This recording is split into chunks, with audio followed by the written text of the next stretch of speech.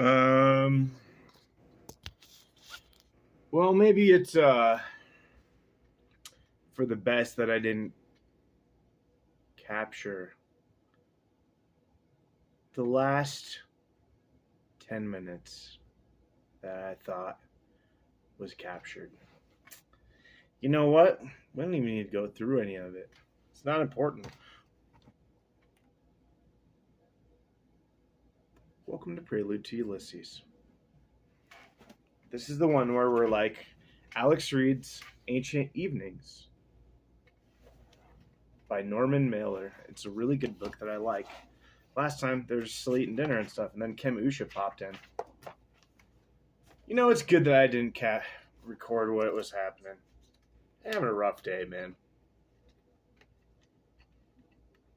The date? It's not something I usually say. Is we're in February 2023, and boy, is it hard to buy stuff. I am fucked financially, and I don't buy anything, just bills. I'm paying $1,000. Don't talk about this shit. Okay, I'll say one more thing. I'm paying almost $2,000 more a month for life than I was 1 year ago. That's like almost 200% increase. Well, that's not like I paid $1,000 a month. Yeah, probably about $1,500 for my life, living good. I mean, like eating whatever I want. And god damn it, it is out of control, man. So hard. I think I made those numbers up. Well, maybe I should delete this. No, it's okay. Sometimes we make mistakes. Oh gosh, that's not what this is about. Don't talk about yourself. Don't you talk about yourself. I'll do it. Book of the Child. Breath of the Child. You guys like Zelda? Me too. This is a short one, anyways, so it's alright.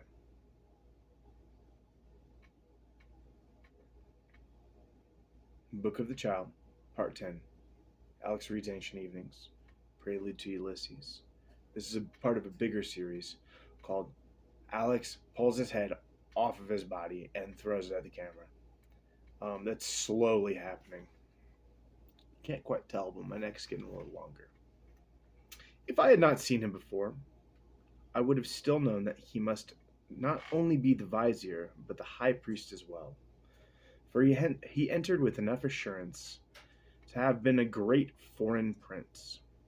I, who shared with the Pharaoh a breath that only the birds may know, which is that our wings, if we had wings, would quiver at every shift in the air, knew my monarch's bad mood had been well placed as the hinge of a door.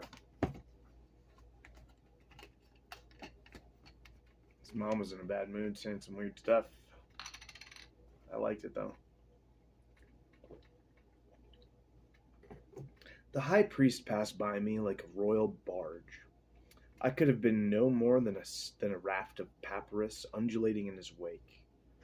He was not a man of great size, but his head was huge, and his shaven scalp, being anointed with oil, made me most aware of how his head gleamed. He was also dressed in a short skirt that showed his heavy thighs, and his shoulders were covered with a wide cape of sort. I soon learned, since my mother's first greeting to the high priest was to inquire about it. Sorry, I need to reread that sentence. He was also dressed in a short skirt that showed his heavy thighs, and his shoulders were covered with a wide cape of a sort I soon learned, since my mother's first greeting to the high priest was to inquire about it, had been worn on rare occasions by the priests of olden times. It put me even more awe of him than before. I thought he was annoyed by him before. There may be food from the beast left for you, said our Pharaoh. I have had my evening meal, replied Kem Usha in his slow, deep voice. Then he added, I do not observe the night of the pig. Ta Nem-Hotep said, let us pray no gods are insulted by such restraint. I do not consider my abstinence an insult to any god. His manner suggested that he could annul sacrilege by the correct tones of his voice. And as if to show his displeasure, he did not sit down when our Pharaoh pointed to a seat, but instead said in his deep voice, "I would ask for an audience with your ear."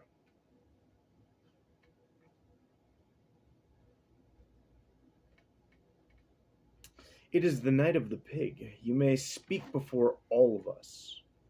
Camusha was silent again. "Our little feast has been altered,"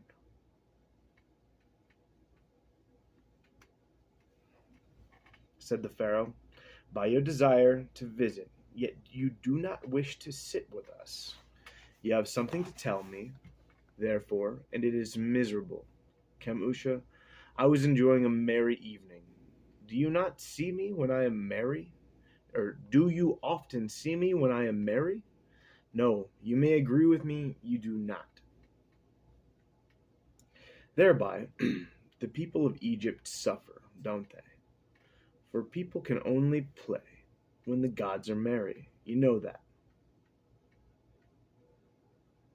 Camusha nodded, but with a look of weary patience. "Tell me, has the king of Byblos killed the Egyptian envoys he is holding?" "No," said the high priest, "I did not come to speak of the king of Byblos, Byblos.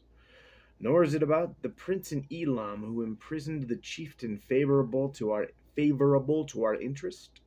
"It is not," said Camusha. "Then I would ask you, Camusha, what new and unhappy matters are before us?" "The chief scribe of the vizier's office in Memphis just came to me with a message from the chief scribe of Thebes. It arrived by courier this evening. It tells me that 2 days ago the metal workers and the carpenters of the necropolis of Thebes went on strike." Halamis! Sorry about that. I have a really cute dog. It's a problem. 2 days ago. Then why could this not wait for morning? Where others would have knelt at the rebuke or even tapped their heads 7 times to the ground, Camusha merely pursed his lips. "Divine Two-House," he said, "I came to see you tonight because the situation is onerous. I am much occupied tomorrow. We must discuss it now." "Yes," said Ptah-nem-Hotep, "you have chosen the only moment that is possible." He was pleased by the droll look with which my mother supported his remark. "It could be said," Camusha stated, "that these necropolis workers have been treated with much consideration. For 2 months no heavy work has been laid out for them. Yet these 70 light days of labor were credited to their account for the standard ration. Despite our generosity, they have still gone on strike. Camusha, have they been given the ration or merely credited?" "The payments were ordered but delayed. All through Fameneth. The corn, I am afraid, has been a week late. During Farmuti, the oil and beer have been forthcoming, but unhappily not the corn." He paused. "And a shortage of beans, then the fish could only be given half ration." A shortage of beans, then the fish could only be given half ration, so they went on strike. How can your officials allow such short measure? Ptah-nem-Hotep asked.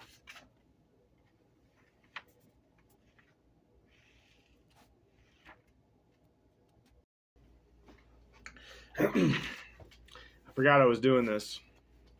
I was doing other stuff. I did pause that for a while, but I'm going to pretend like I didn't, and we'll just seamlessly start with the next paragraph. Now, Camusha looked as if there had been good reason why he wished to be alone with the Pharaoh. "The chief of the metalworkers and carpenters in the city of the dead at Thebes," he said, is Namshem. He was selected by you, if you recall, Great Two House. I asked you not to choose our petty officials.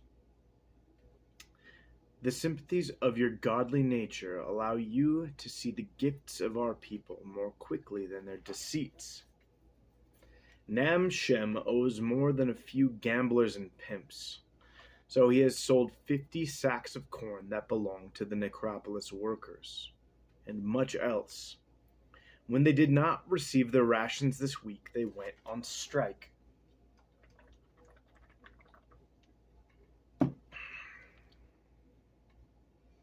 Get the food to them, Don-Imhotep said, from your temple supplies. Kemmusha shook his head. I fear, he said finally, that is not a wise solution. 185,000 sacks of corn went to the temple of Ammon last year from the royal treasury, Don-Imhotep replied. Why do you begrudge 50 sacks to these workers? They are well paid, said Kemmusha. My priests are not. Don-Imhotep looked at my great-grandfather and repeated, My priests are not? Then he began to speak with a mockery in his voice that would have proved withering to any man who was less composed than Kemmusha. Do you know, he said, in 31 years of his reign, my father gave more than 100,000 slaves to the temples, 500,000 head of cattle, and over 1 million plots of ground. Not to mention his little gifts, 1 million charms, amulets, and scarabs, 20 million bouquets of flowers, 6 million loaves of bread. I go over his records. I would not believe the amounts if I did not know that I, year by year, have been paying out nearly as much to Kemmusha and his temples, and our royal treasury is not nearly so rich. Perhaps our festivals do not bring the river to the right height. Too much or too little, usually too little. Either I am not near enough to Ammon, or you, Kemmusha, do not say the prayers well enough. In any case, we are certainly low on grain. All the same, I do not know how you can begrudge 50 sacks of corn. My father gave the temples 500,000 fish in 30 years, and 2 million jars of incense, honey, and oil. A great pharaoh was my father, Ramses III, but not great enough to say no to the demands of the temple on the treasury. And I am only in his shadow. All the same, I tell you, Kemmusha, give the necropolis workers their share of grain. Puts that situation in order. If I have made a mistake with Namshem, do not take pride in it. I must do as you say, said Kemmusha, but I will also remark that your gift will encourage these workers to strike again, and for less. Put the situation in order, Don-Imhotep repeated. Kemmusha's face was without expression. He answered, It has been, divine Two House, another occasion to live in the subtlety of your heart. Yet before I go, I must still ask for an audience alone. There is another matter, and I can speak of it before no one. As I have said, it is the night of the pig, so tell it to all. Kemmusha, in disobedience of the pharaoh, bent forward, however, and whispered into his ear. Then they looked into each other's eyes. I felt something in my balance waver. Don-Imhotep said, Yes, perhaps I will walk with you through the garden. And with a quick smile, in our direction, for so suddenly removing himself, left with his high priest and vizier.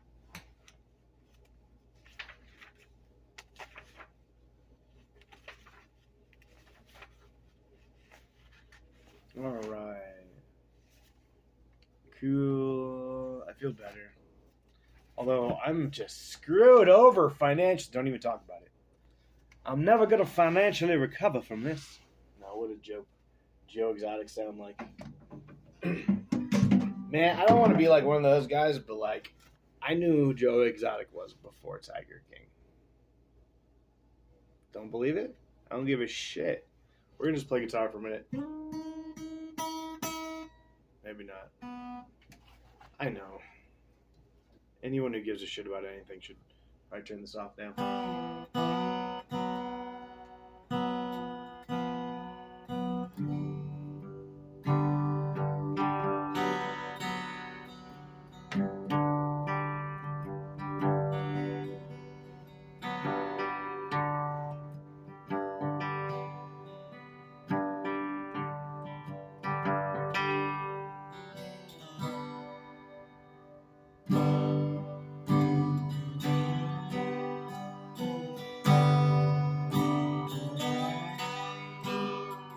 That was bad.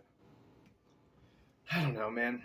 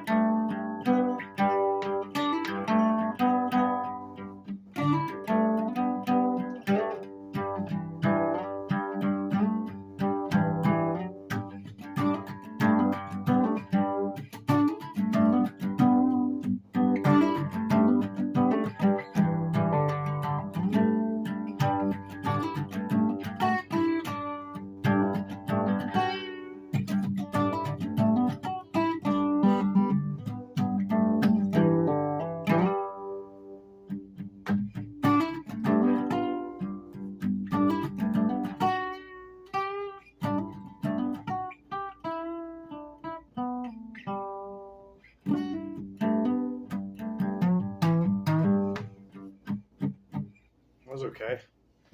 I don't know, man.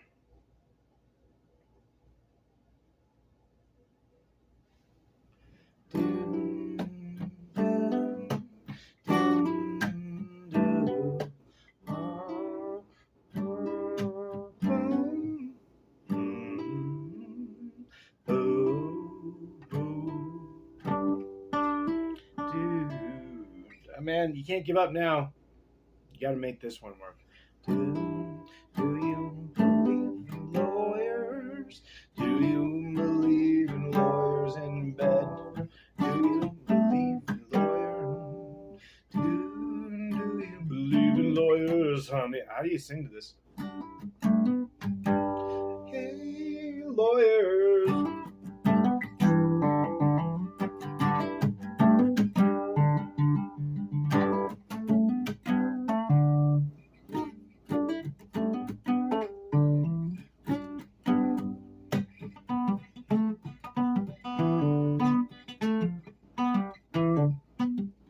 Kitty, kitty, kitty, kitty, kitty, kitty, kitty, kitty.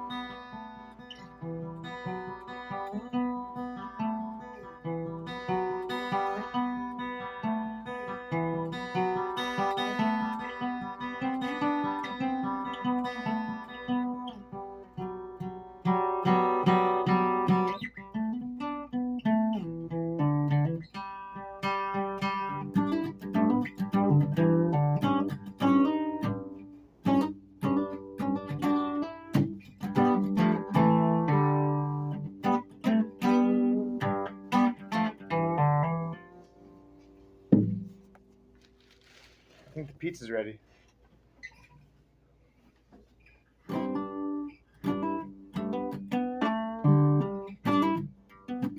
What was that other thing I was doing? That sounded okay.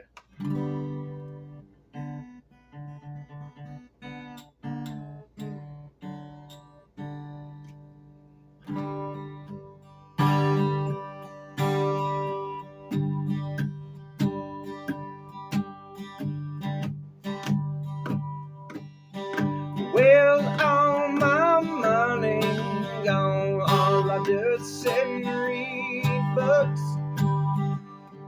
Well, all my money gone. All I do is cook mac and cheese for dollar packages. Oh, my Lord, I prayed to you twice before. Oh, my Lord, prayed to you twice before and got me nowhere. Oh. Okay, that's it. Pizza's done. You think I eat too much pizza? You think I'm fat? Quit! Sorry about that outburst.